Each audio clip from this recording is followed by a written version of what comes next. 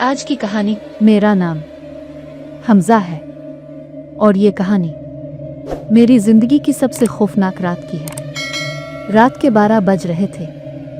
बिजली अचानक चली गई। कमरा अंधेरे में डूब गया।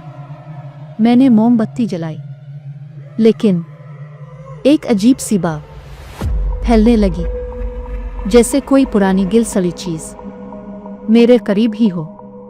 फिर खिड़की पर दस्तक हुई। मैंने देखा एक साया खड़ा था, लंबा सा, और उसकी आंखें सुर्ख शोलों की तरह जल रही थीं।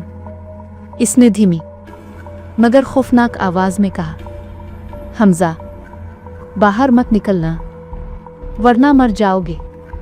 मेरा दिल धड़कने लगा, लेकिन तजस्सुस के हाथों मैंने खिड़की खोली। बाहर कोई नहीं था। अचानक दिल्ली से औरत की चीख सुनाई दी। मैं भागकर बाहर निकला तो देखा एक लड़की बरगद के दरख्त के नीचे गिरी हुई थी। इसका जिस्म कांप रहा था और वो बार बार कह रही थी, मुझे बचा लो, वो मुझे खा जाएगा। मैंने इसकी तरफ कदम बढ़ाया ही था कि पीछे वही साया आ खड़ा हुआ।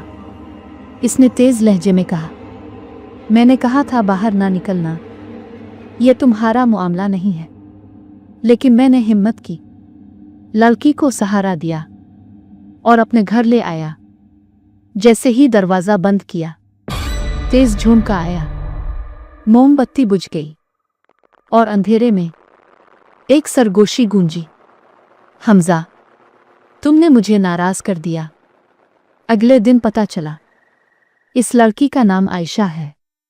वो कहती थी एक जिन इसके पीछे बरसों से है। वो इससे निकाह करना चाहता है, लेकिन अब वो जिन सिर्फ इसके पीछे नहीं, मेरे पीछे भी था। रात को जब मैं सोया तो ख्वाब में वही साया आया। इसने कहा, मैं तुम्हें सजा भी दे सकता हूं और बचा भी सकता हूं। फैसला तुम पर है। अब हर रात कुछ ना कुछ होता। कभी दरवाजा खुद खिल जाता, कभी आईने में अजीब सा अक्स नजर आता। आयशा कहती थी, हमजा, ये जिन बुरा नहीं है, इसने मुझे कई बार बचाया है, लेकिन अगर मैंने इसे कबूल ना किया तो ये हम दोनों को खत्म कर देगा। मैंने आखिरकार एक आमिल को बुलाया। इसने कुरान पढ़कर घर में दम किया, लेकिन दम खत्म होते ही आमिल की हालत बिगड़ गई।